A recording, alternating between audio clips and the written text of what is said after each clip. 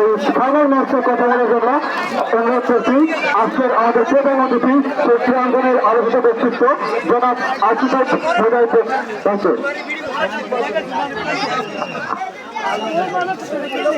বিসমিল্লাহির রহমানির রহিম। আসসালামু আলাইকুম ওয়া রাহমাতুল্লাহি ওয়া বারাকাতুহু। ভাই শুনেন, আপনারা অনেক দূরে যাবেন আর আমি বক্তব্য সবসময় লম্বা দেই, যেহেতু লম্বা দিতে পারবো না সেহেতু বক্তব্য দিব না। যারা অংশগ্রহণ করছেন দুই দল সবাইকে ধন্যবাদ। যারা চ্যাম্পিয়ন হয়েছেন ওদেরকে আমার পক্ষ থেকে এবং আমার এই এলাকাবাসীর পক্ষ থেকে এত সুন্দর খেলা উপহার দেওয়ার জন্য অনেক ধন্যবাদ।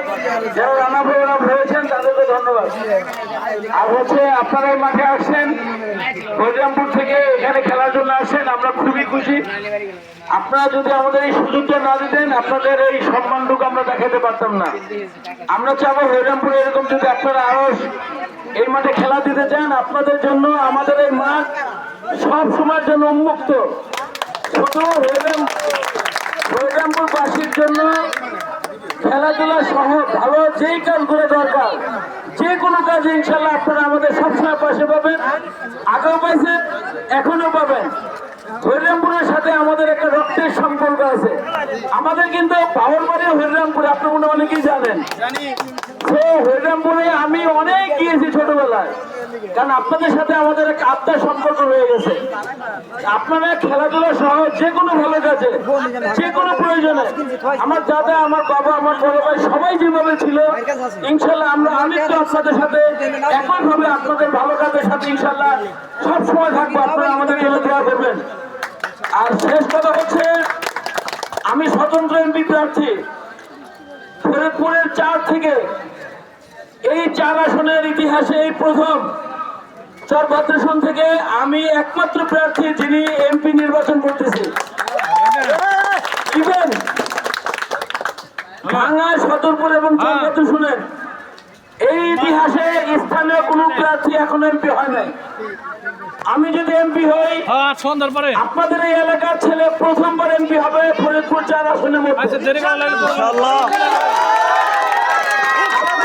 আপনারা সব জায়গায় বলতে পারবেন আমাদের একটা মুজাহিদ ভাই আছে, আমাদের একটা মুজাহিদ আছে, আমাদের একটা ভাতিজা আছে, আমাদের একটা বন্ধু আছে, আমাদের একটা ছেলে আছে যিনি এই এলাকার সন্তান এবং এই এলাকার এমপি। আমরা তার ভাই, আমরা তার ভাতিজা, আমরা তার বন্ধু। এটা আপনারা সব জায়গায় বলতে পারবেন ইনশাআল্লাহ। আপনারা যে কেউ করেন কোনো সমস্যা নেই। এলাকার স্বার্থে, এলাকার মাটির টানে, এলাকার জন্য হলেও, একবারের জন্য হলেও আপনারা ইনশাল্লাহ আমাদের পাশে থাকবেন। ইনশাল্লাহ আপনাদেরকে নিয়ে হরিরামপুরের উন্নয়নের জন্য যা যা করা দরকার আপনাদেরকে নিয়ে ইনশাল্লাহ আমরা করবো। সবাইকে ধন্যবাদ, আয়োজক কমিটিকে ধন্যবাদ। শাহজাহান ফকির অনেক কষ্ট করেছে এই ছেলেটা এই টুর্নামেন্টের জন্য।